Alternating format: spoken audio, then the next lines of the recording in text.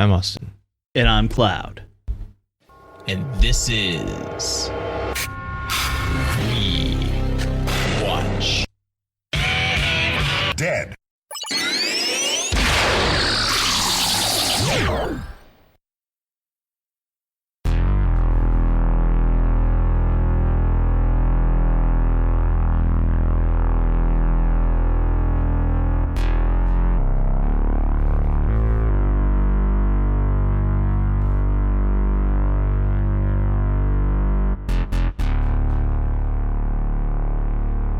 Today's movie is Evil Dead. Evil Dead is a 2013 supernatural horror film directed by Fede Alvarez. Starring Jane Levy, Shiloh Fernandez, Lou Taylor Pucci, Jessica Lucas, and Elizabeth Blackmore. How about a plot synopsis?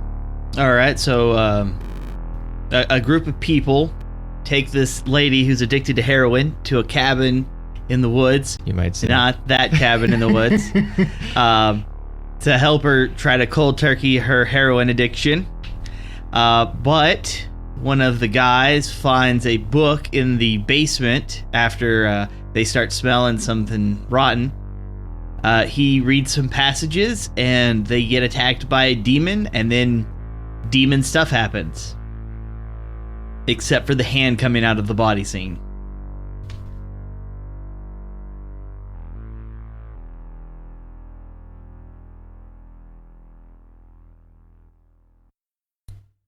So they don't smell it, they say. They don't smell it until they open up the...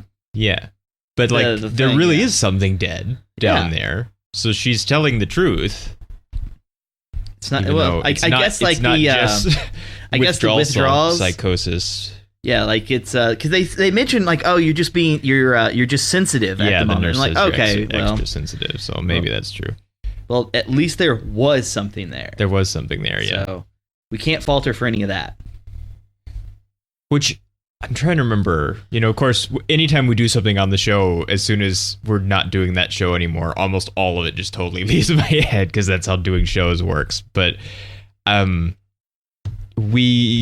different, right? Like, didn't everybody kind of notice that something weird was going, like, didn't everybody smell something in the original one? I think so. So... Like, I don't remember too greatly the beginnings, other than it's just like, hey, we're gonna spend some time out in this cabin and we're gonna fix it right up, and yeah, they didn't really have the basement. They didn't have a. Oh my god! We have heroin to clear out of ourselves. They were just like, hey, we're gonna stay in the woods for like a weekend or something, and like they did, but it wasn't the happy weekend they wanted.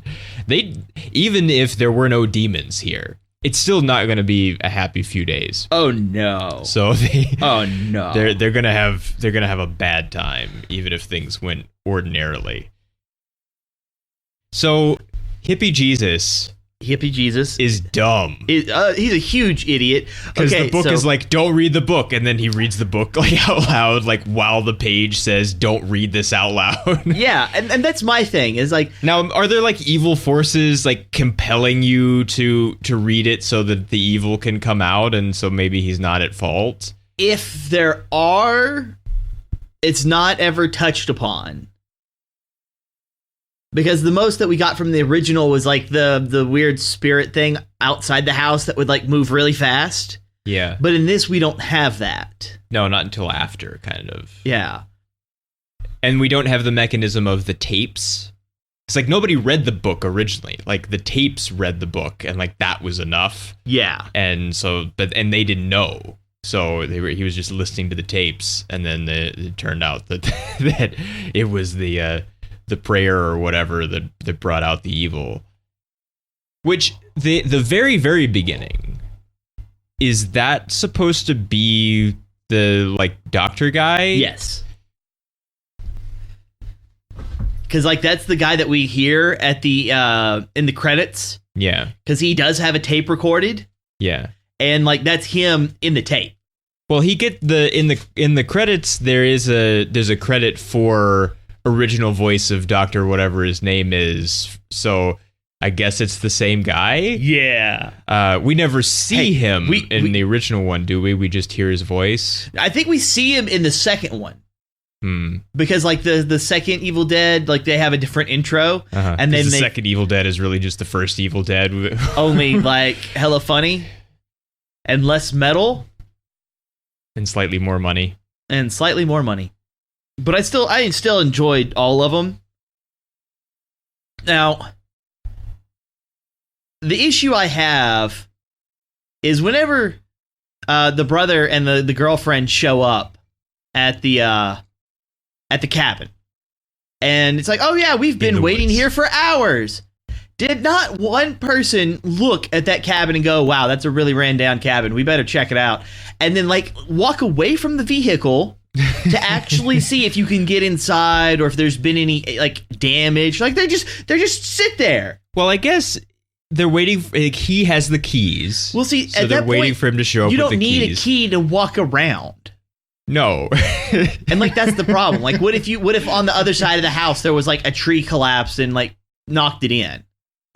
You know, you're not going to get any cell phone signal out there. Well, she was around the back leaning on Ash's car, which was a neat little thing there, which I was, immediately disappointed by two things, which are inherently here. No Ash's car and no Bruce Campbell, except that he says groovy at the end for like no reason at all.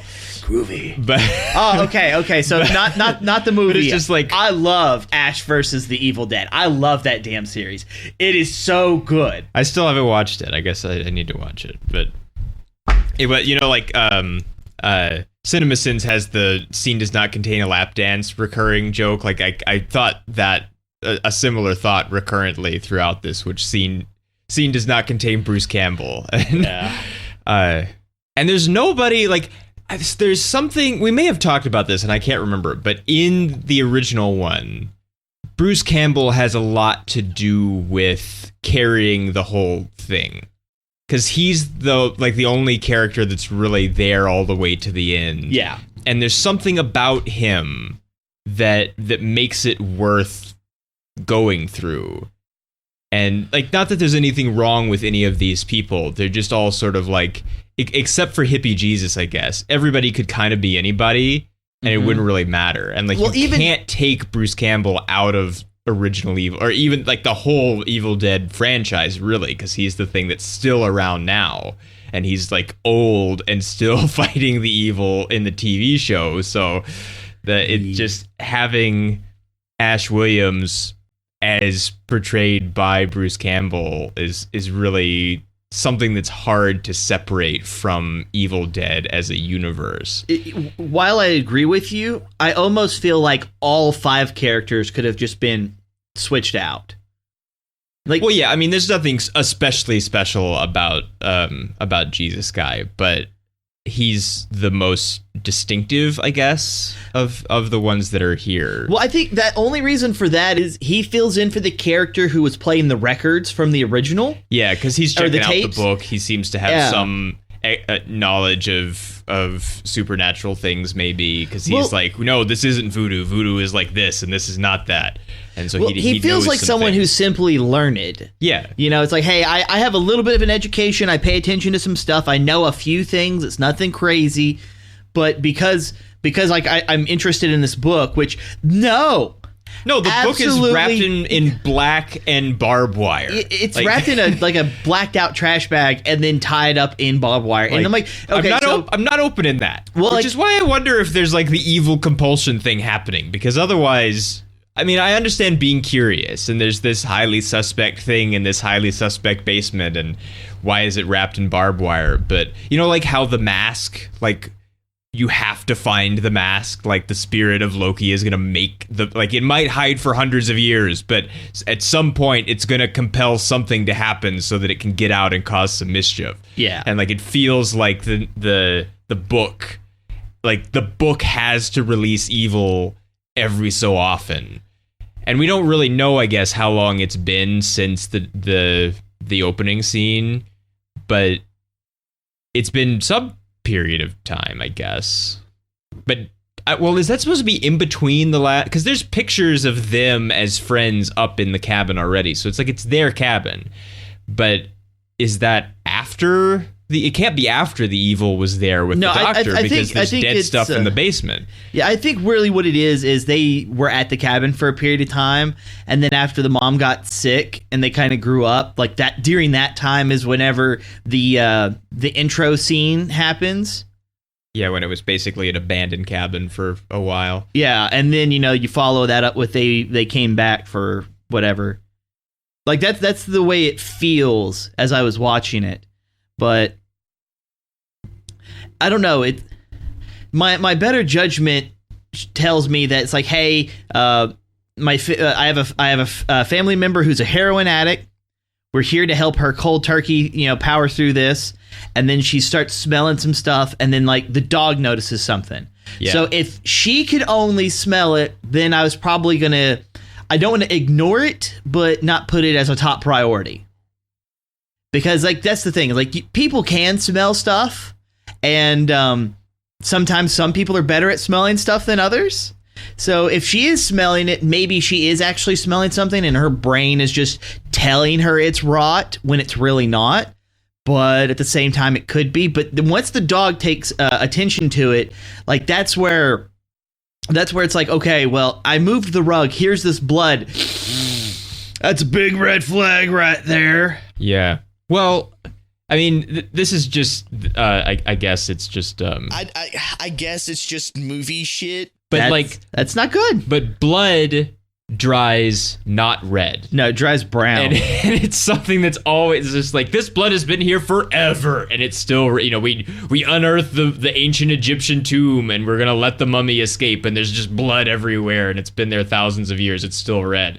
Like that doesn't happen. So yeah, that's a big nope. But also, it's a big nope when you find blood around this like trap door in the floor of your cabin that you never knew was there. Yeah. I would say the follow-up to that is they obviously can tell that the cabin has words, please work. It's running down. The cabin's running down. Yeah, it's all messed up. And so when you start going down those types of steps, it's always best to step like to either the far left or right, because that's where it's going to have the most support, because that's where it's nailed in. Mm-hmm. Don't step in the center. Like people should understand this. I understand Which he notices that the first step is kind of bendy, but then continues to walk down the middle of the rest of the steps, which dumb. Aren't bendy, but like at that point it shouldn't have mattered anyways. Yeah, because you precautions. Now I will say, that the bendy step being forgotten by her later when she's trying to escape the evil is much more justified than the big stupid nail in A Quiet Place. Oh, yes. Oh, yes. Because it still looks like a step. You could forget in panic that one's a little soft. You've been up and down the steps a few times. It's better than the nail of laundry mishaps. So I'm just glad that they did take the shotgun when they took the book. I don't know why they took the book. Like, seriously, of all things, just leave the book, take the shotgun. Because in the original, they didn't take the shotgun. They had to go back down there to get it. Well, I mean, the gangsters in The Godfather told us to leave the gun, so... Yeah, well... But... They were running from the police. These people are trying to run from demons. There's a... And there was a cannoli to take. And a cannoli is probably not going to release the evil like this mysterious object wrapped in barbed wire is. That would be a very interesting and horribly plotted film. Leave the cannoli. The evil cannoli. I mean, I guess I have to say we should have shotguns with this kind of deal. And yet another movie, like 2 days in a row that we've watched. Well, except no one's going to hear that one for like a week. So hey, that's fine. They still get to know that there's shotguns involved. And it is. Now, wait. Is there more than one shotgun? No. Because it looks like there's a kind of a short one and a longer one at different times. And I don't know if maybe it's just the way that it's being used makes it look different, but...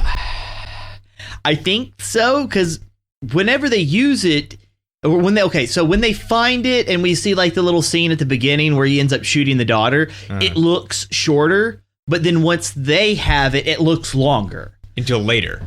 Yeah. And then it looks shorter. Like when they find it on the table, like it looks just like the one that he has. Yeah. So it looks shorter. But then later on, when they actually start using it and carrying it around, that's when it looks longer. Like that's like the visual difference. Like maybe they lost the prop and had to get a different one. I don't think that.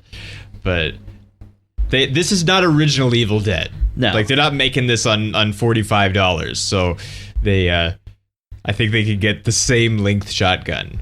Now it was admittedly still cheap. It only cost $17 million, which seems really cheap for what goes on.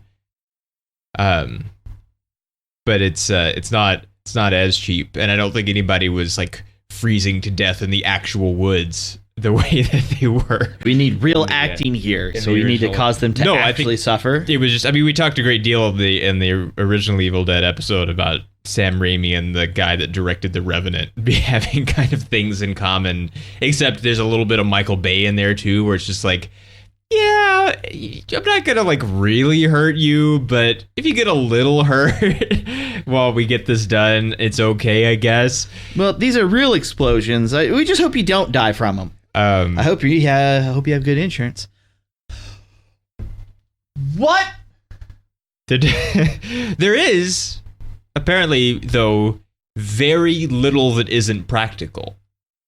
So, that's good. Basically everything. They claim that they just touched up a few things here and there, but otherwise it's basically practical effects. Which, you know, here it is. Very little money, practical effects. Looks really good. Looks good. You know, very little money. CG effects usually doesn't look very good. So, yeah, like you can get really great CG effects. You can get better on less money than you used to could, but still you need some money or it's not going to look the best. You know, go and watch a Sci-Fi Channel original movie and you can check it out right there. Well, I find this interesting because I know that for certain film buffs, they might have already heard this or known this for ages. But when it came to like Christopher Nolan using as many practical effects, you know, as possible, like I didn't know that was a thing until a bit later after I realized who he was. Well, okay, so in his case, that can get expensive. We're going to hang a plane from another plane. Like, that costs a little more to do for real, probably, than doing it with computer models. I'm not talking about money. I'm just talking about, like, having something on the camera. And then you have, like, Kubrick, Stanley, whatever. And he's like, you know, like, if you can put it in front of the camera, like, put it in front of the camera. And... Well, he also didn't have very much choice because most of his big effects films were made in a time when you had to put it in front of the camera because that was the only choice you had. Later, you know, there's not a whole lot of big time effects in Eyes Wide Shut and, you know, his later things. So. But the thing that kind of connects this all together is I remember watching some stuff for like Godzilla movies. And people were complaining about the bad CG scene in Godzilla 2000. And there was a comment made about things just look better if you can put it in front of a camera. And like I've always had that kind of thought. It's just like, you know, like, oh, if you can put it in front of the camera, it's going to inherently look better. I mean, that's usually true. You know, we've talked a great deal on the show about how we like things that use models and we like practical effects to, you know, a point. You know, we like doing things for real in like the Fast and Furious kind of way, not the Leo DiCaprio is going to eat raw fish and freeze to death kind of way. Yeah. But I just kind of find that like that's, even though that itself came later than the mentality. Yeah. I like that. Like that's how I got to it. And then as I looked up from the Godzilla movies themselves, it's just all these other famous people working on stuff like, no, it's absolutely right. Put something in front of the camera. Mm-hmm. And that's what we get here. Well, you know, suit man technology. Yeah. So, if we'd had. And in this case, it's probably going to be suit girl technology because she cuts her arm right off with that old electric knife. Which that, you know, Don't do it. I know you can hurt yourself pretty bad with an electric knife. I don't think it's going to cut through bone. I don't think so. I mean, it's made for cutting, you know, meat and, you know, cooked meat typically, you know, kitchen kind of stuff. But, you know, when you go to cook cutting bone, like, you know, I cooked a big piece of ham here recently, and we were kind of shorter on time than I wanted to be. And so it was a big piece of ham, and I had to cut it in half, or it would have taken like twice as long to cook. Which, you know, there's a tip for you. If you want to cook it in half as much time, make it half as much mass, and it'll cook twice as fast. But, you know, I had like the hacksaw out, and I was going on the bone, trying to get it in half, because, you know, it's a bone-in ham, and, you know, that was not really that easy. And so I'm not sure if the ye old serrated electric knife is gonna do the job through whatever the bone is called in your upper arm. I can't remember. But it took a little bit of time, I guess. Longer than your feet are off with the chainsaw. Yeah. A little later. Which, you know, nice to see the chainsaw.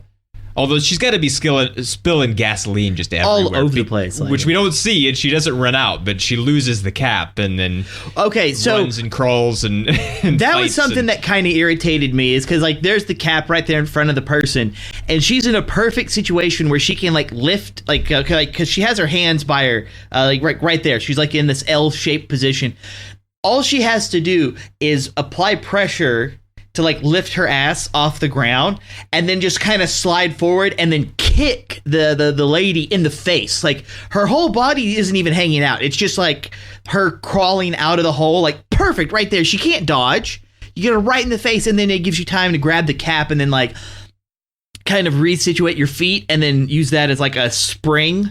Because, you know, now your legs are bent. Your feet are touching the floor. You're still low to the ground, but it kind of gives you the ability to, like, jump-ish away.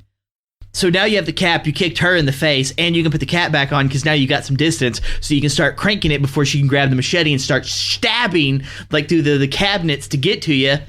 Yeah. Yeah, and that like, just getting, you know, like a quarter inch into her when it would go through a time or two, and it would just cut through her leg or cut through her arm. Like, that stuff is hard to, like, deal with because that kind of stuff hurts. Oh yeah. So it's like, oh, that hurts. Oh, that hurts. not only is that, because yes, like, it's kind of like when you get a paper cut. You know, it's a really excruciating, sharp pain. I felt it. I know you felt it. I felt it watching her feel it.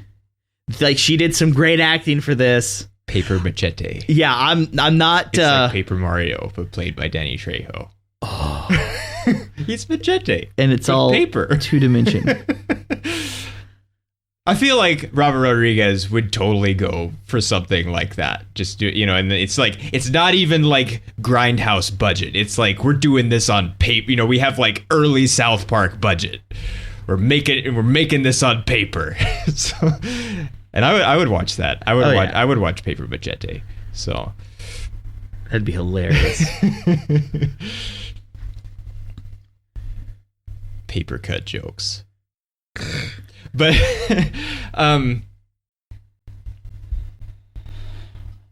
now, I've never had my arm trapped underneath a Jeep. No. In the mud? Few people have, I feel like.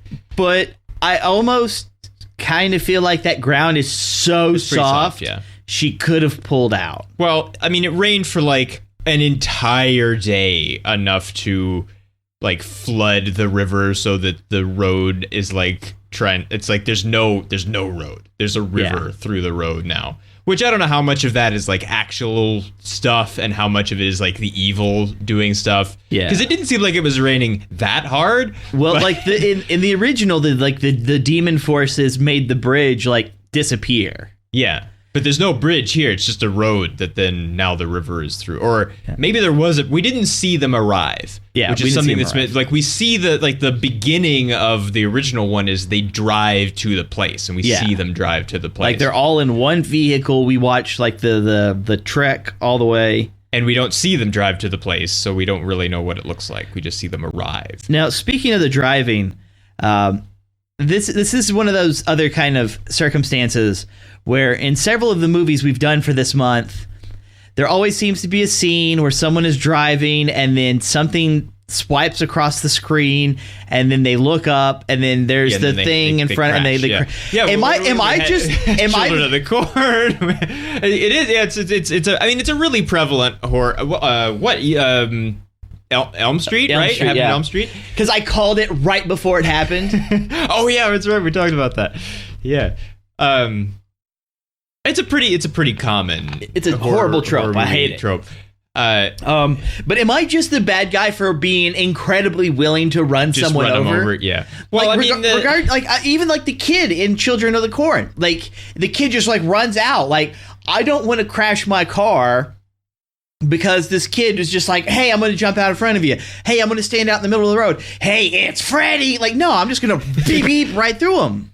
Yeah. Well. Okay. And then afterwards, I might be a little bit of a panic, but then I'll be like, hey, I'll call the cops, and then let the cops know that this person was in front of my vehicle, and I didn't see them until it was too late. They didn't even try to get out of the way, so maybe it was a suicide, wink, wink, nudge, nudge, and then I don't got to worry about, them pressing charges against me for manslaughter. Well, I mean... vehicular homicide.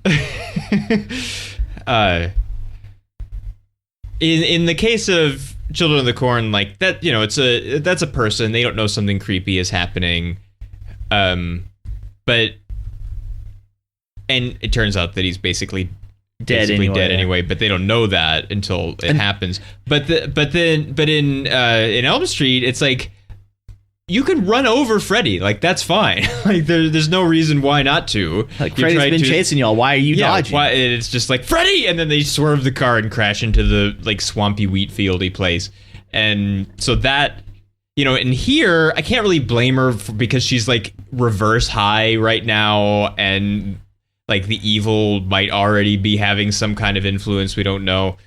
There hasn't been the like up the skirt thing yet, which is that happens in the original one too, doesn't it? Because we gotta match events to the pages in the book. But she's not thinking the clearest right now, so she's the least to blame of the people that it's happened to so far this month. But it is something that recurs like really, really often. I can't remember what it was now. There was something that I was going to mention that I remember thinking like that's a horror movie trope that I don't care for at all. And now I can't even think what it was. Is it the mirror thing? It wasn't the mirror thing. I mean, that one's super common too, so I guess it should bother me, but I don't remember thinking that it bothered me in particular. Nail guns. Well, the nail guns thing, the nail gun didn't bother me because like that's not how nail guns work. Well, you can disable the safety on a nail gun and like there's the nail gun fight in Casino Royale and like that's fine. But the problem that I had was that it runs out of nails and then it clicks like a pistol in a movie clicks when it's out of ammunition, which is not how a pistol clicks either. Yeah. And so it's like a double, like, Kinney always complains about that's not what happens. Like the slide locks back, it doesn't click anymore. Yeah. And then it's like a nail gun doesn't click like that in the first, like it doesn't even have the opportunity to click like that. It's not even a real, it has gun in the name, but it's not a gun. Yeah. Like they're not trying to like change the Second Amendment so you can't have nail guns. Like it's not a gun, it's a nail gun. But okay, so I've watched people who have tried modifying nail guns to actually use them for stuff, and it's like no. Like if you were to like put more pressure, like you instead of having it with a capsule that's contained onto it, you actually ran a hose with an air compressor and then you forced a higher pressure through it, you removed the safety. Like I think the furthest they were able to get it to fire was 30 feet in pure air, but if it hit anything, it just bounced right off.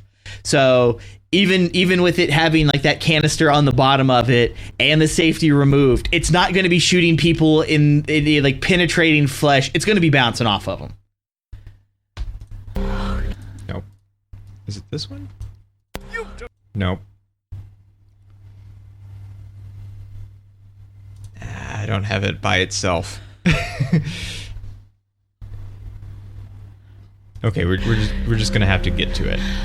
Be honest. What kind of dope you want? You know I don't touch that shit. Nobody acts the way you've been acting without being on something. It's got to be drugs, because people on pure air don't worry about things like that. I just wanted that because you were like, in pure air. It's like, pure air! People on pure air. She's on pancakes. Yeah. Well, I mean, that's true. I mean, I'm sure that there's probably, you know how there's like an LD50 for like everything. So like if you take enough of it or you consume enough of it, I've got like 3 jingles to pull out right now. Egregious effects take place. You might die. But so there's got to be an amount of pancakes that then like you're not going to be in your right mind anymore afterwards. I guess the amount of pancakes would vary based off the size of your stomach. Yeah. Before it ruptures because of pancake. And I guess like how much syrup or and, you and vomit. Stuff, but which then I guess you're talking about the syrup and not just the pancakes. And so then it's like extra science to do. But I mean, while we're here, I guess. That's a shitload of pancakes, especially for the girl that doesn't like pancakes. Which again, who is that? Yeah. Who is that? More of a waffle kind Doesn't of guy like myself. I mean, sure. Like waffles, I like waffles. I probably like waffles more than pancakes. But I'm not going to turn down a pancake. Yeah. So who doesn't like pancakes? It's just bread. It's bread in a different form. Everybody likes bread. Some people don't eat bread because they're keto or whatever, but that doesn't mean they don't like it. Everybody likes bread. Why did they leave the dog outside? I mean, and I guess I also have to say, What kind of kid doesn't know how to ride a bike? maybe they don't like bread either. But the dog, well, I mean, it's a dog. Also, we named the dog Grandpa. I just kept thinking. Because it is. The dog is named Grandpa. Because she's like, Grandpa! And then a dog runs into frame like, wait a minute. Hold you got up. a weird family. Hold up. Your grandpa's a dog. Like, first they're naming the monkey Jack, now they're naming the dog Grandpa, and now next thing you know, they're going to name the parakeet. Well, see, really, like, I guess I have to be doing 2 different voices at once, which I don't know how to do Scottish Barbosa, but because there's also, we named the dog Indiana, which I don't do a very good Sean Connery, but, like, that's the other thing. Because we named the monkey Jack, we named the dog Indiana, and this one is named Grandpa, and everybody's confused as a result. I'm more confused by the fact that they just threw the dog outside. Well, the thing that's more confusing is that he kind of has, Vin Diesel car whisperer syndrome here, because he sees the dog, sees the hammer, and then visualizes her beating the dog to death with the hammer, which he has no information to come to that kind of conclusion. Yeah. And it seems like we see it, and he has a reaction when we come out of that. And so it seems like he saw it too. And I don't know how he put that together. No, it's ridiculous. Now, okay, I understand that some people have, like, they keep their dogs outside. I'm okay with that. Kind of ridiculous. But normally those kinds of people, hopefully, have like some kind of enclosure or like living space, dog house kind of thing. So the dog can like stay out of the weather even though it is outside. Well, he was in the shed. Well, that's the thing is we don't see the dog in he the was shed. Under the shed. He was under the shed because it was beaten. Yeah. It wasn't living in the tunnel under the shed. Like, No, that's not how this. He does. That's dumb. That's dumb. I'm just gonna. That's dumb right now. My thing is, whenever it would be raining, Fucking dumbass. yeah, I would let the dog inside just because it's like, hey, I'd rather the dog be as dry as possible. Well, yeah. So if I have to do something with the dog, the road is a river now. So yeah, like let's let the keep dog the dog in the house. and then the dog wouldn't have been beaten to death because the dog's inside the house and we'd be able to keep track of it. Well, the dog was inside in the house, earlier, house, so we don't really know how it got out there. Yeah, like all we know is it was inside the house, and then when she ran off, between them discovering the book and her running off like the dog went outside. Yeah.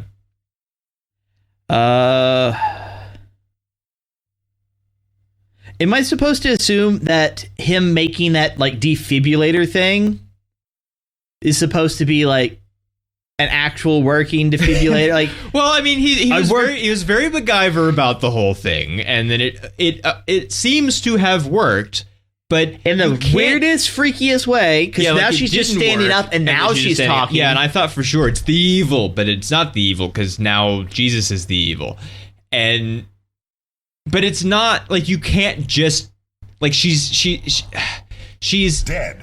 and you can't just defibrillate. You have to ventilate also, and he was not doing that. And so she's not coming out of that. No. Now I did also think I was worried about the voltage range. Well, like yeah, how much he's actually pumping into her. Well, it's not the voltage; it's the amps. Which, you know, a car battery is all about amps. It's low voltage; it's 12 volt, but it's about the amps. You know, cranking amps, cold cranking amps, and it's a lot of amps. 0.7 will kill you. 0.7 amps will kill. It can kill you because you know. I think You might die. But you might not. But you might. So I think it was 1.3 amps. 1.3 will kill you. Yeah, for sure. I think that at that point you'll actually start to like catch on fire. Like you're not just being electrocuted; you're being burned by the electricity flowing. Yeah.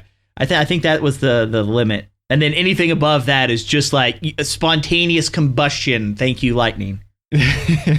Which, thank you, lightning, for giving him a nice tree-based torch to dig a very rectangular grave by.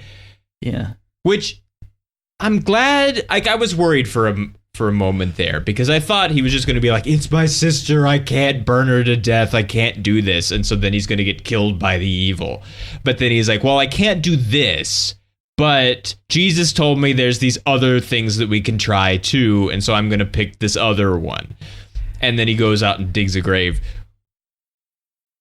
I'm always bothered by very symmetrical hand-dug graves, though. Yes. Like how it's did hard you to dig a hole in the first place, and then especially to dig a rectangular hole, and it's been raining all day. Yeah, like that dirt is wet. It's just mud. Which should help in the digging, kind of. Like it'll be softer, but it makes it sloppy, heavier. and it makes it heavy, and it's gonna like fall off the shovel.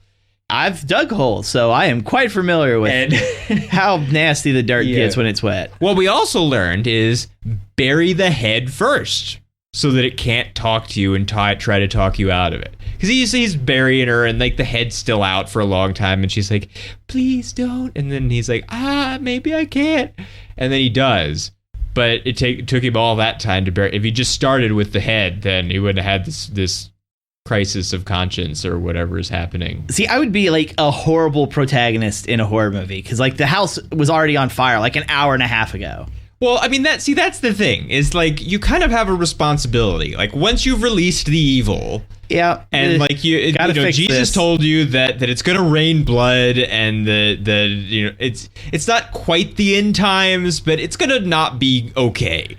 And so like it's gonna be the not okay times. It's the not okay times. They precede the end time, which, you know, technically they do precede the end times because there's supposed to be like famine and war and whatever, and then that's supposed to tell you that the end times is coming, which I always thought was suspicious because there's just like no one knows quite when, except there's going to be a few clues beforehand that you don't know exactly what day and time, but it's coming up because, you know, there's war and famine and stuff happening.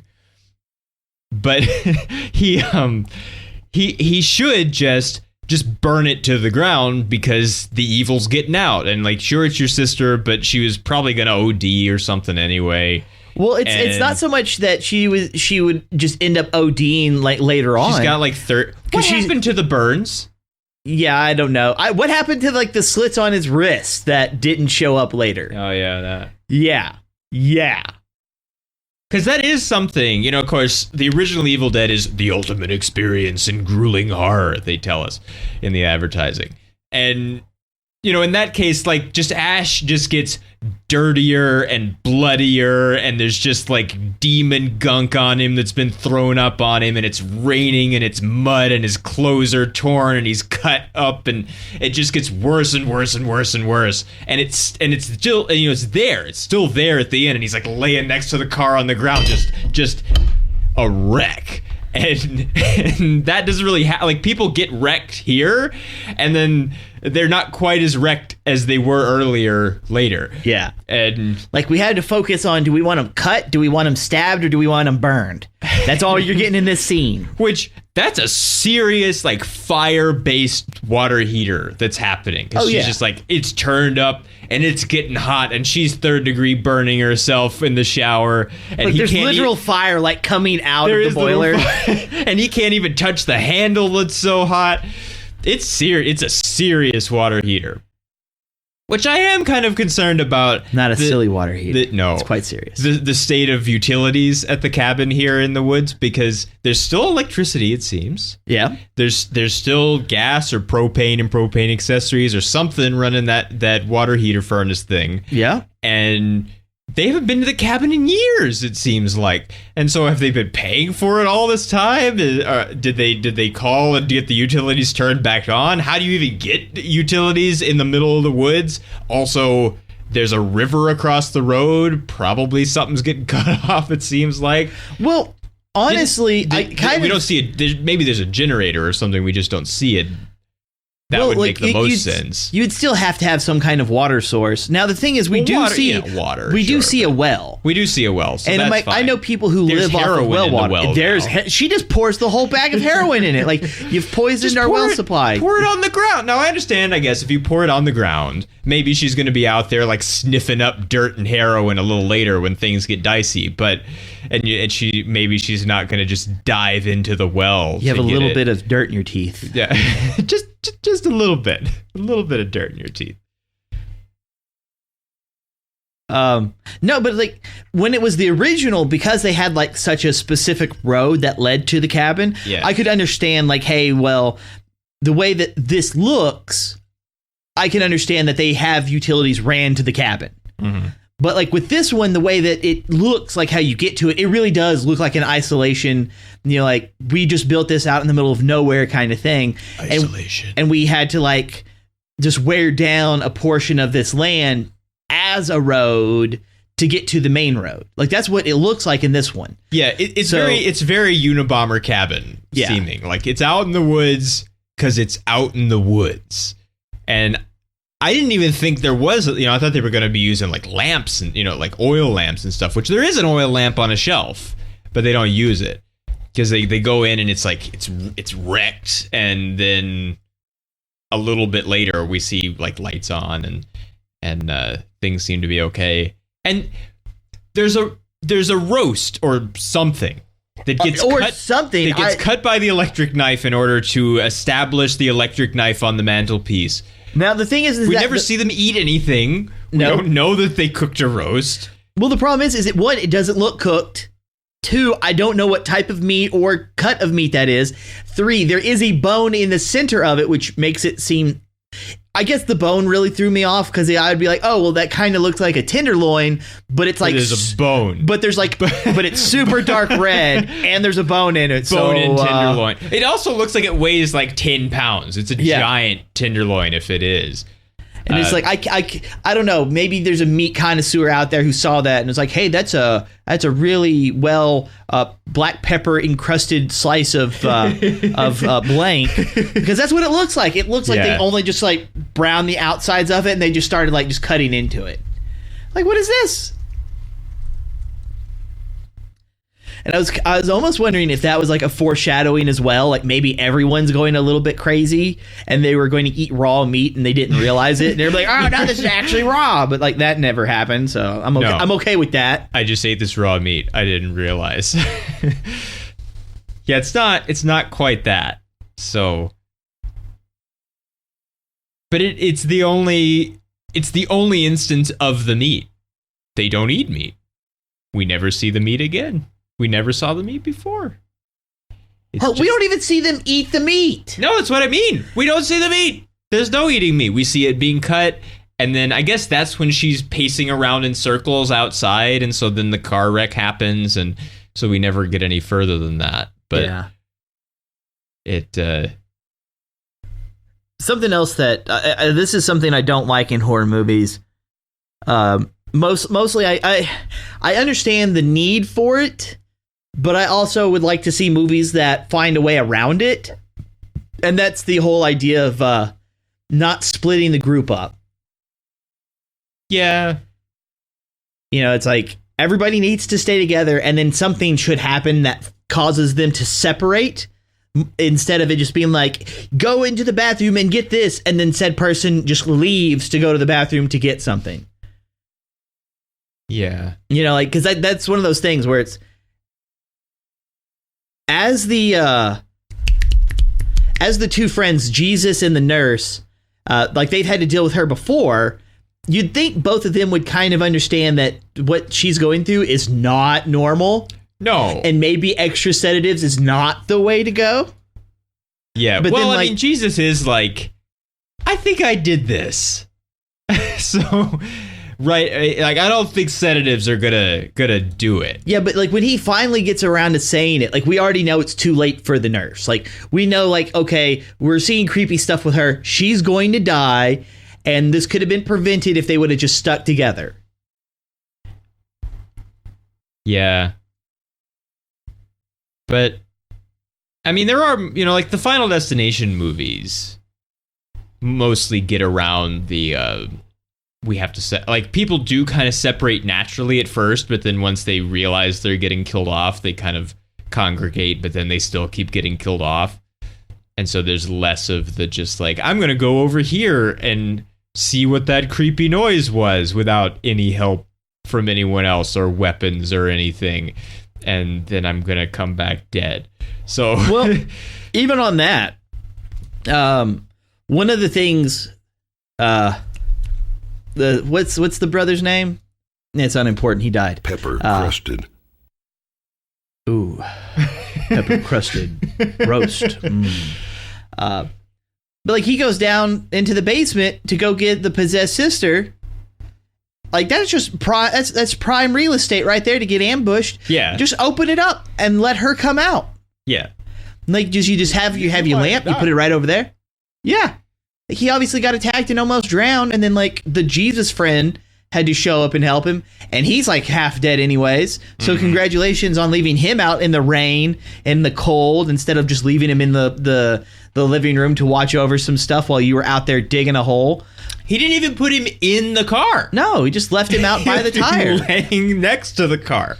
What a shit. Which I really didn't think he was, like, he looked so pale. Yeah, he lost a lot of blood. In the basement after he managed to nail gun her, or what? Did he nail gun her, or what did he do? No, he hit her in the back of the head. Oh, he hit her in the head, yeah. Yeah, I don't think he was making it anyway. No. He did. He lost a lot of, which I thought his hand was broken. So from did I. the crowbar, and then he's holding something with it, and later, maybe it was the other hand. Hopefully, but because like that when he's getting like just beat over and over and over with the crowbar at like slightly higher than reasonably ordinary speed, like demon possessed speed, possessed speed, like that was a thing. Oh god. Okay, so one of the things that I have learned is when you have to block something, do not use your arm. And if you can, try to catch it.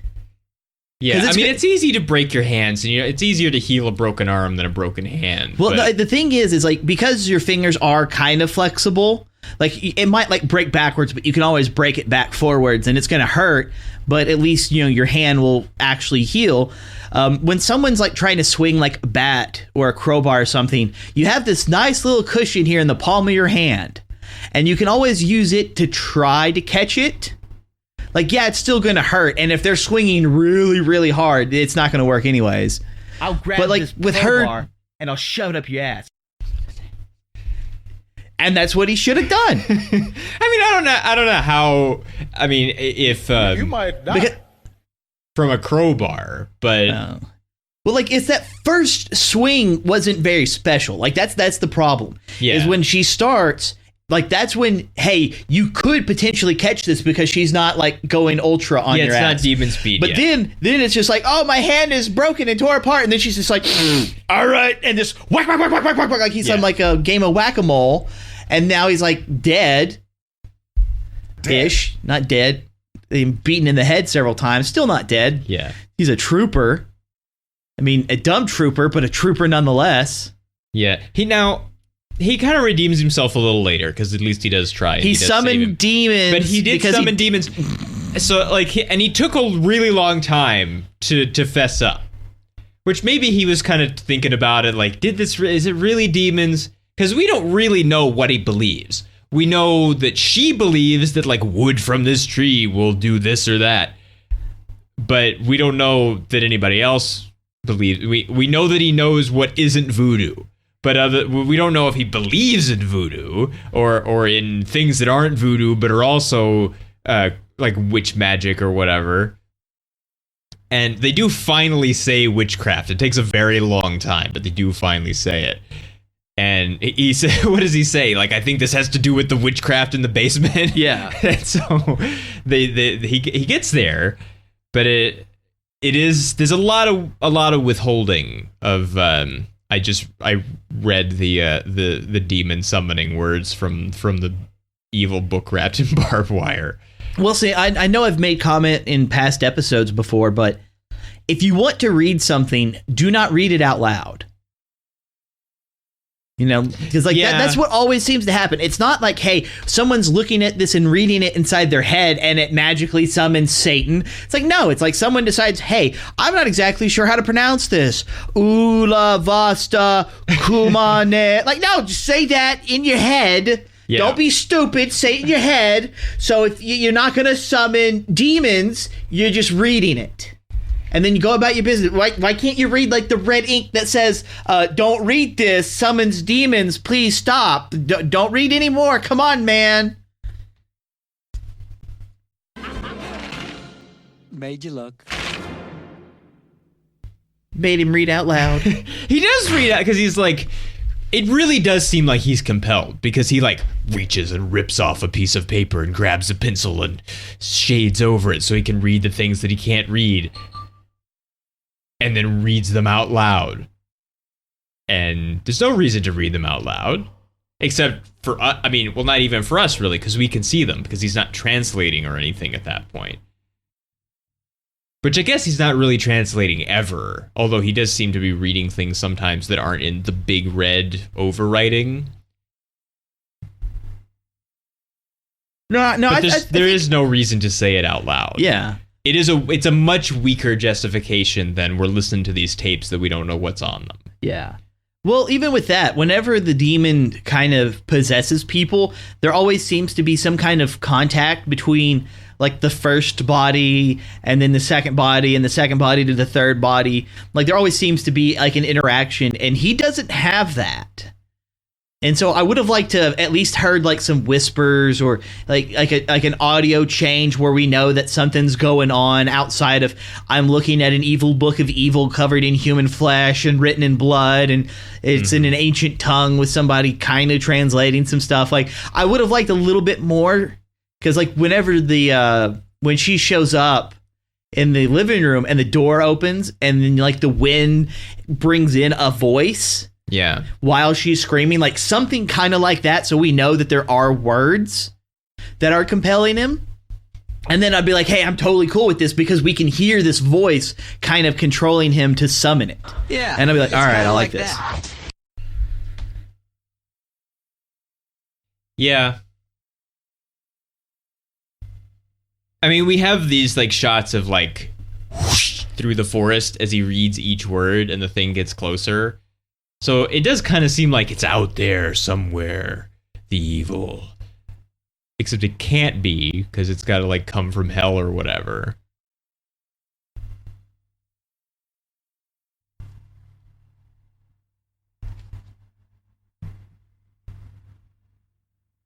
So like actual blood rain. Which now is I it can just hear like Judas Priest playing in the background. I know. It is, so this is just like a localized blood rain shower. Like this isn't happening like elsewhere, right? Like no one else knows that it's literally raining blood. Well, I'd hope not. But at the same time, the way that it's presented to us is the dude has to eat like 5 souls. Yeah. But he only has 4. So how is it raining blood if he's only eaten 4? You know, I kind of let it slide because she was one of the people who did die, but she died along with it. Yeah, and she to was purify her because of the live burial. Ritual, so, but at the same time, now she's back, so we know her soul wasn't actually eaten. So, yeah. Continuity issues? Well, I mean, at some point, a live burial turns into a regular burial. Yeah. And seemingly that's what happened. I mean, I don't really like the choice. It seems like you can burn it. You can. Why did the doctor guy? Why did he have to burn his daughter rather than one of these other options? I don't know. There are these other options. I'm sure the people were the ones who could read the book, and maybe he couldn't, and so he was just doing what they said, because he does shoot her in the head. He does shoot her in the head, which is also. like a step away from dismemberment. Yeah. So it's just like, well, instead of just burning her, you could have just dismembered her. Yeah, but that's kind of permanent. Yeah. Well, so is burning. Yeah.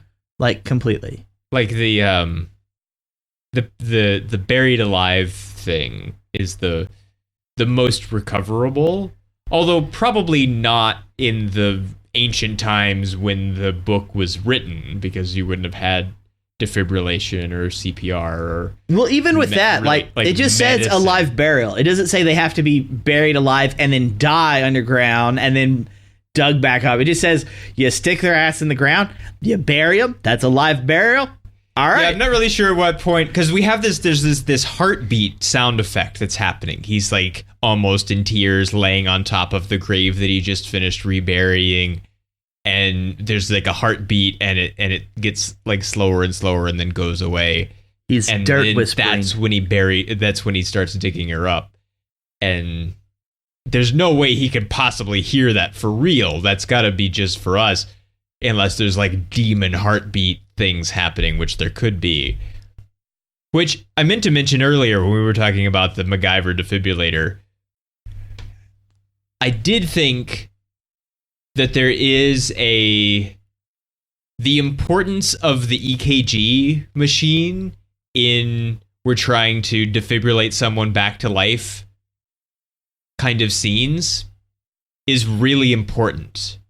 Like you need that, like it's a flat line and there's the continuous tone and we keep trying and there's the like beep and then it goes back. You know, it's like Al Pacino in Glenn Ross. Like it's just like a spike and then you're trying to get them back, and then eventually it happens, and like you need that like as a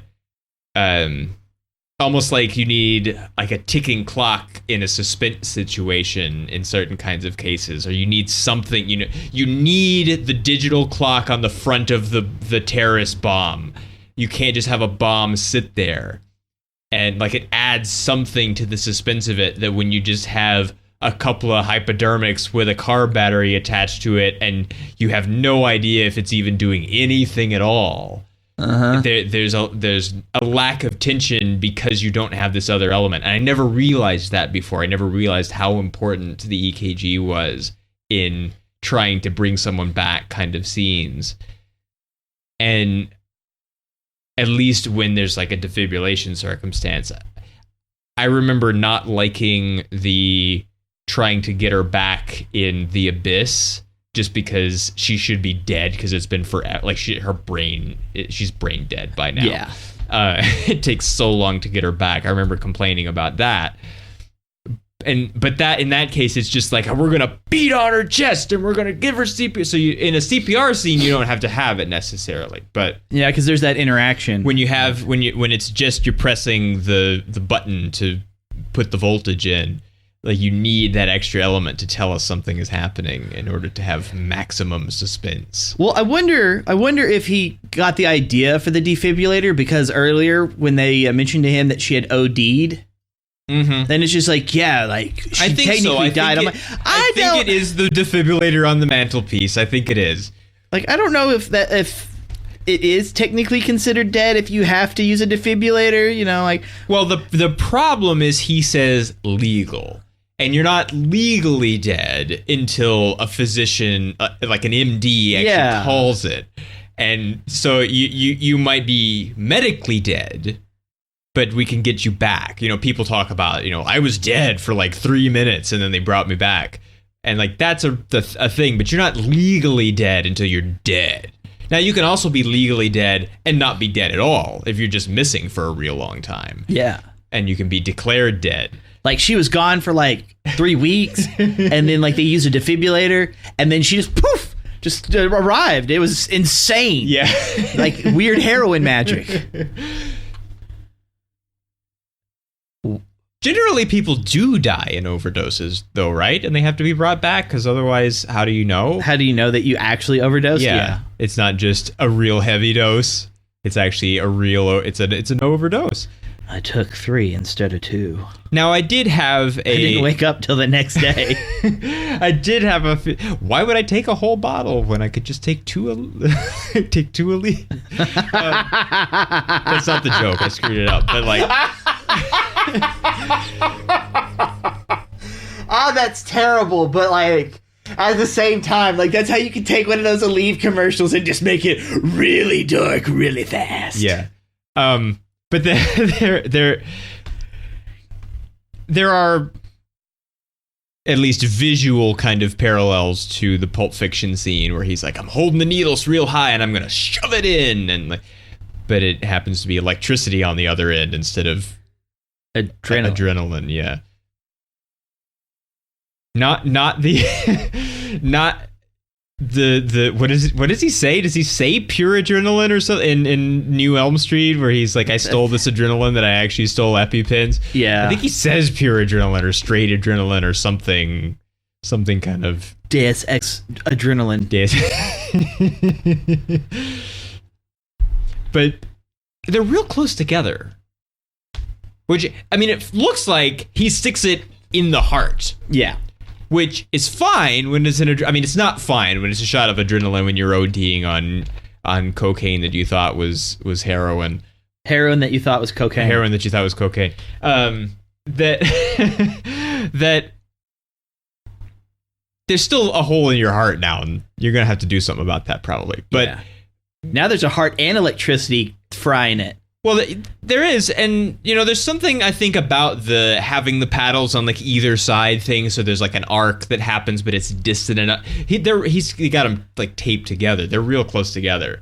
So sure, there's an arc between them, but she probably has like, I almost said heartburn, and then I was gonna hate myself when I said it in a serious way, but she probably does have an electrical burn like in her heart now because it was a really short. He basically made an electrode right there, and so there's no. It's not going to be good for anybody. Electro, you self-destruct. And oh, that's good. I like that. They're now, you know, sort of in spite of all this, there's not quite. Now, this doesn't claim to be the ultimate experience in grueling horror. Because they knew that they were trying to remake one that actually was. And they couldn't make that claim because people would be like, yeah, well, there isn't Ashley in it, so eat ass. So there's you know, there's a fair amount of, I guess, gruel, so to speak. You know, not in like the Dickensian kind of way, but in the... I do like the vomit had chunks in it. Yeah, I did like that. But, I mean, I didn't like it, but, like, I appreciated it. But what it does claim is, in, like, really big, like, the whole poster, basically. Like, it says, Evil Dead, down in the corner, and April in the other corner, and a new vision from the producers of the original classic along the top. And then there's just a picture of her, like, kind of walking in the boots from behind in, like, a really weird, like, unnatural stance. And then in really big text across the whole poster in the the like almost in the Social Network poster kind of way, except it doesn't cover the whole width of it, so it's not quite that. It says the most terrifying film you will ever experience. So that almost kind of seems like a step up from the ultimate experience in grueling horror, because in that case we're worried about like the grueling nature of it, like the just surviving through Ash getting more and more dirt on him part. But this is the most terrifying film, which I guess is trying to say, like, you know, The Exorcist says like what I can never remember the quotation, but it's something like that. It's like the most terrifying film of all time. So is this saying like, yeah, you know, like Picard sees your iPad, Picard is not impressed. Like, is that what they're doing over here? I Just guess. like, we see your Exorcist. Nah. And we'll get to scariness a little later in the segment that it belongs in, but that's a big claim to make. Yeah. It's a big claim to make. It doesn't seem like a film can claim that about itself. Like, people can react, it's like, it's the most terrifying thing I ever experienced, but it seems like a bit of ego to say it yourself on the poster. I six think times that's bigger than fair. the title. I think that's fair, mostly because from like all the movies I've watched, it's kind of difficult for me to go, you know what, this was actually really terrifying, and this is the most horrifying film I've ever seen. Like, I know there's movies that I'm like, hey, that was genuinely kind of scary, but at the same time, it's just like, was it really the scariest? Like, No, is there going to be it's one not that Marble Hornets? Yeah, like I'm still waiting to watch that. But it's like I'm waiting for that point where I'm watching something and I'm like, wow, this really is the scariest thing I've ever seen. Like, I'm waiting for it. Yeah. I mean, that's what Marble Hornets is for me. Was for me and is for me. Like, it like seriously took me like a year to get over. And like it's serious business. I mean, we have spent, you know, the last 2 Octobers, or like 2 Octobers now, I guess. Maybe not to as great an extent this October as the previous October. But we've spent a while having a look at things and asking the question about how scary it happens to be. And we've happened to find that many things aren't quite as scary as they purport to be, or as other people claim they are. How scary is it? Well, matter of fact, it's not really scary at all, as long as you're not a big pansy. Like, have you witnessed childbirth? That's way more terrifying than this film. And your mother went through it, lived, and she loves you very much. This movie is nothing. Not this movie necessarily. Not like, this one necessarily, but I'm just saying, like, the royal this movie. I should also say, like, anytime anything is like from the producers of this or that, I don't like, that's not the same as saying like as director or writer or something. Like, it doesn't mean that people can't have influence, of course. Now, we talked a great deal in Poltergeist that it's supposed to be a Tobe Hooper directed movie and Steven Spielberg produced it, but it seems an awful lot like Spielberg directed an awful lot of it in addition to producing it. I don't think that's the case here. I don't think that Sam Raimi was like, hey, Betty, like, why don't you do it this way? But it's not the same. Well, like, if I ever see like produced by Tom Hanks, produced by, you know, Steven Spielberg. I mean, if it's about World War II or NASA, then most likely it probably is. So yeah, like we're okay. Or Michael Bay. It's one of those, like, if I see like Michael Bay stick his little tendrils in it, I'm like, okay, well, regardless of who's actually directing this, it's a Michael Bay film. From Platinum Dunes. Those are some really expensive dunes. They are. Made of platinum dust. Someone just over there with like a bucket and a shovel being like, I'm so poor, I need this.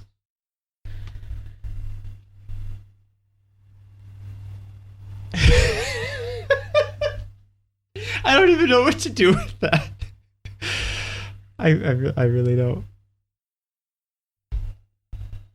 there are some allegations that in regard to the two Grindhouse movies that I can't remember if it's supposed to be that Robert Rodriguez really kind of directed both of them or Tarantino really directed both of them, but there has been some talk among people that even though it's supposed to be one and the other, there's kind of more of one than both in both. Yeah. And I don't think that that's the case here. But the producer thing is often just like, we want to say the name of this other popular thing. And so we're going to say it's a producer because producers produce lots of things. And there was a time, and there still, occasionally is, I suppose, with the Michael Bay example and maybe a few other people. But it used to be that if you had a Jerry Bruckheimer production, like you kind of knew this, at least the sort of movie you were going to get, sort of independent of the director, that you were going to get some big spectacle action thing that maybe don't pay quite as much attention to the details of, or you might find a flaw here or there. And Joel Silver was that way to a certain extent too, in a similar way to Bruckheimer, but not exactly the same kind of movies, but similar movies. And so there used to be a from the producer of, and then you kind of knew.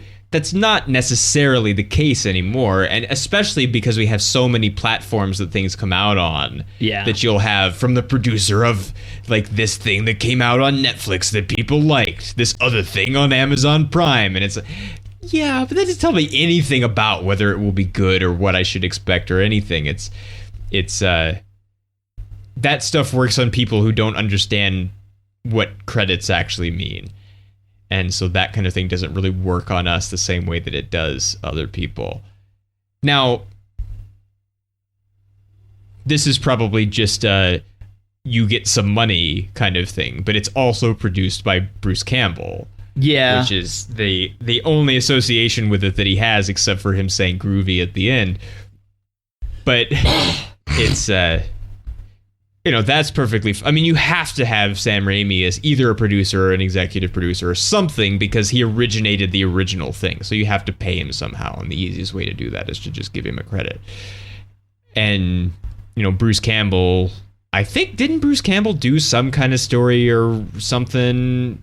or consulting on some of the later films or maybe on the TV show? Or like, I feel like he has been kind of a guiding force of the universe for, not in like Kevin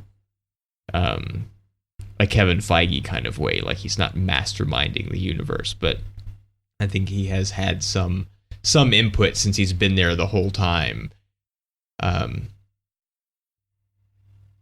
we should say we one of the things that doesn't happen, even though we do get mirror tropes and something in the middle of the road that makes you wreck your car tropes and whatever the one is that I still can't remember to complain about, what we don't get is we don't get a lack of an end. It does end. Like, except we see the book close, but like the book, you can't burn the book's gonna survive. Like that we understand. It doesn't mean it's not it's not over in like a cosmic kind of way, but it's over in the people that are involved in it at the present time. Like she got out. Like the story of them is done. Moving on. There was an alternate ending. Oh no. In which she survives. She goes walking away because, the Jeep is on its side with her hand underneath it now. She goes walking down the road, gets picked up by a truck, and he drives her to a hospital. And then she's in the hospital, and the camera comes in close, and suddenly she wakes up in a suspicious manner that seems to imply that maybe the evil isn't over. And I'm much appreciative of that. That's not the ending that we actually got, because that would have been so dumb and so tropey and cliche and so much like everything's just like, oh, it can't end. Like, we can't have an end in a horror movie. I was wanting it to end the same way that the original ends, where the sun rises and he thinks he's fine, and then the spirit demon thing does that really fast camera motion through the back of the house all the way to the front to where he's standing, and he's like, oh shit. you know? Because that's how the first one ends. Yeah. And I'm like, hey, that would have been like really cool. Because like, okay, well, we know it can't end, but it did end. Because, you know, the book is still there. We know the demon still exists. You know, it's just like, poof. Yeah. So, are we supposed to infer that Ash is aware of what has taken place and finds it to have been groovy? Or did Ash just watch the movie and found it groovy? Like, what are we taking here? I don't know. I think he liked what he saw. I think he liked what he saw. I mean, he doesn't. It's a good movie. He doesn't like fighting the evil, really. Like, he doesn't have much of a choice. He's kind of had it his, whole second half of his life now since the cabin incident. But I don't think he's like, yeah, I'm fighting evil to. He's not like the character from the Dead Rising games. And I'm Frank West, and I cover wars. He's kind of like, really? Can I just defeat the evil already? There's sort of a put upon nature about Ash, even as it gets comedic past the first movie, because Evil Dead 2 is not the ultimate experience in grueling horror. It's like some of that, and also let's yuck it up some. It's the comedic experience of graphic horror. The ultimate comedic expense in grueling horror. Yeah. Experience, rather, not expense. Spared no expense. Spared no gruel. And, one of the things that I don't like in horror movies, because it's always a lead up to something bad happening, is like those really long, unnecessary, quiet, dramatic pauses. And he just stands there, and he's about to light the house on fire. And then he puts his lighter away. And then the lightning strikes. Like, stop doing that! Stop! Like, move the story along. We don't need to wait like a minute and a half of him just kind of staring at the basement floor after pouring gasoline. Either do it or do something else. Quit standing around. Yeah. That's how people sneak up on you and stab you in the back. Yeah. You got evil to defeat. And how's the Vatican not know about any of this kind of stuff? Because, like, that's how this always seems to work. Like, oh, demonic forces, it's okay. We're the Vatican, and we have special agents that go and check to make sure that statues aren't actually crying and that miracles are real and that we're dealing with these evil, satanic kind of artifacts. And not exorcisms, though. Because that stuff's not real. Yeah. Well, not anymore. I mean, technically, biblically, it shouldn't be real anymore. But, after, like, the whole Jesus thing. So, like, that's kind of fine. But, yeah, like, Vatican Special Forces, arriving to check things out. Which, now, isn't... That's what the Crusades were. I mean, Army of Darkness takes place in, like, the Middle Ages. Yes. So, like, it's been going on a while. Probably some... crusade kind of something ran into the Necronomicon at some point. So we just crusading intensifies. Yeah.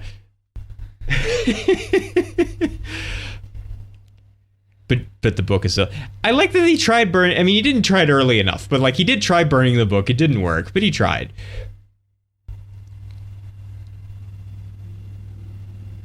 Gotta, like, stab it with a silver knife or something. I don't know. Maybe they could make fun of it. Like it. Look at this book.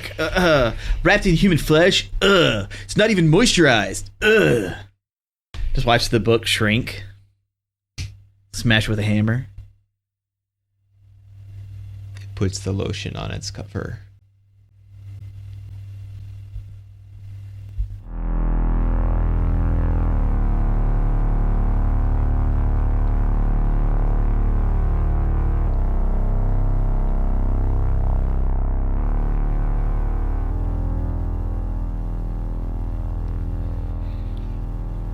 So how do we feel about stars? 4. I really like this movie.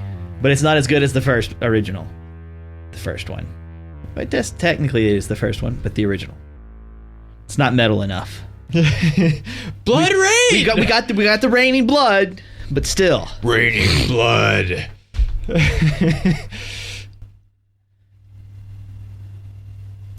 Now, is it blood rain spelled with a Y? Probably not. Probably not. It's blood spelled with a Y. No. It's not. I don't remember what I rated the other one. As I mentioned earlier, once the show happens, it's gone. But I remember, I think, mostly appreciating it. You probably gave it 5, I think. I don't remember what I did. It is not either the ultimate experience in grueling horror or the most terrifying film I have ever experienced. But it's pretty good. And I'll give it a 4 also.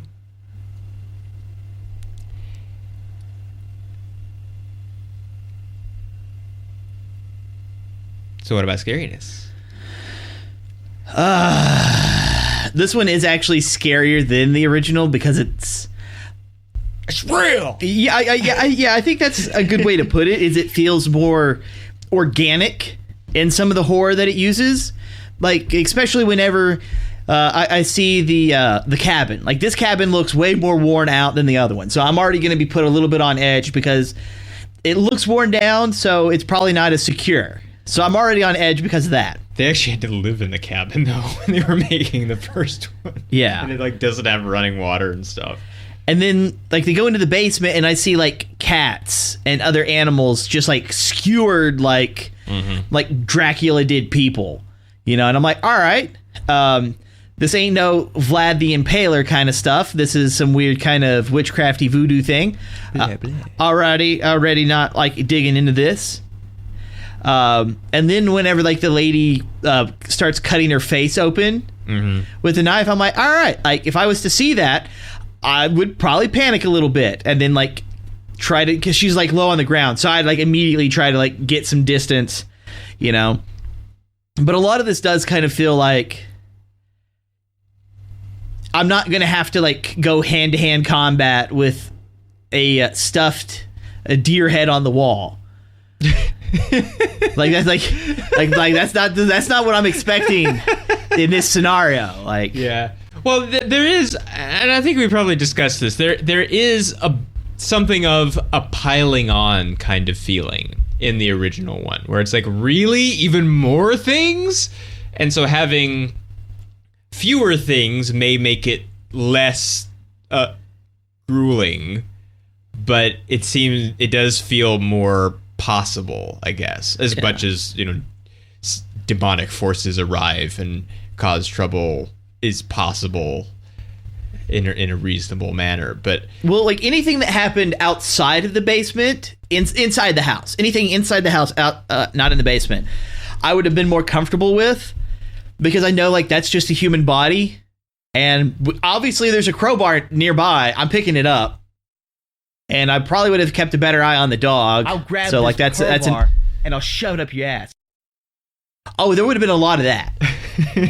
You know, just waiting for like the demon to like, you know, possessing the lady to stick her head up and, you know, like flick her tongue or make some comments, and then I'd have to say some kind of witty quip, just because like you can't let the demon have the last word. Like you gotta say something. You gotta one up it constantly, otherwise it's winning.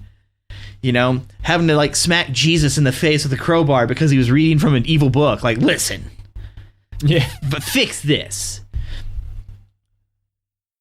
Like, I'm sorry, older brother, but your sister's possessed, and regardless of how you feel about it, if you get in the way, I'm going to smack you in the face with this crowbar as well. And I'm taking your vehicle keys. Uh-huh. So I think this would be kind of a 3, because I'm not, like, horrified because I know I can't do anything about the situation, but it does keep me on edge because you never know when something's going to happen and how to resolve it. I hate to just agree again. But if you, well, I don't know. It's not wrong to it's not wrong to agree with me if I'm right. It's you know, there are bothersome things. The machete is bothersome.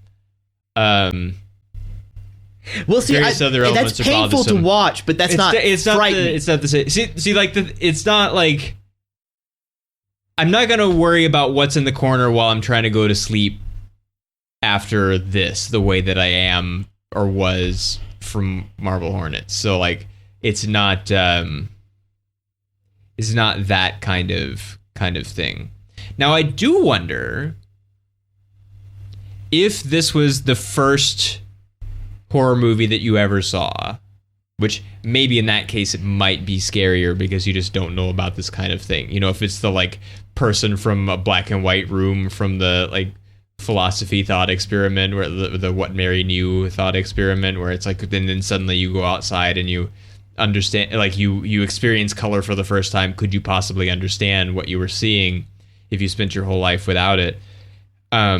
If this was the only thing you ever saw, maybe it would be scarier if you didn't have experience with this kind of things. But supposing it wasn't, and you looked at the poster and it told you that it's the most terrifying film you will ever experience, that could put you off of other things potentially, because this is as scary as things are. Like, it doesn't get any scarier than this. Like, it could be a negative if they don't pull it. Like, if they say these kinds of things and then they don't pull it off, then that's a problem. Like, even like this guy, even like if he makes another horror movie, is it inherently less scary because he already made the most terrifying film you will ever experience? Yeah, like it's a risky thing to say. So, but it isn't. So, it wasn't, and hopefully will not. I mean, it can't be because there have already been other things, and hopefully it won't.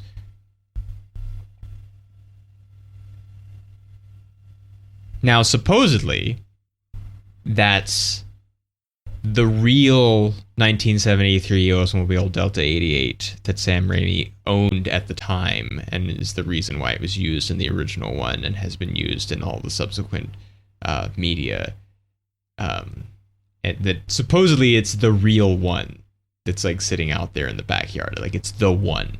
Nice. It's the same car. So that would be an Easter egg. If that's true, then that's nice. Yeah, I'm kind of making note of like specific things actually being Easter eggs and not, because like as we've been doing movies this month, it's kind of a thing where we're looking at a movie, whether it be a remake or not, and then seeing stuff that's supposed to have a connection or not, and then trying to understand, okay, does this actually classify, or does it just classify as like a callback or something? And yeah, this would be an Easter egg. Yeah. I mean, it would be even if it wasn't, because there's no way to tell that it's the real car just by watching the movie. But it's like, oh, that's the same kind of car. So it is an Easter egg either way.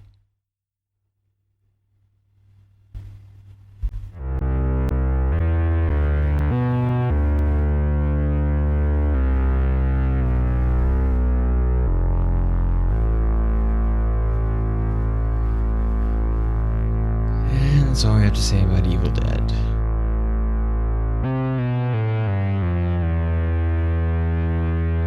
We'll see you next time. Later.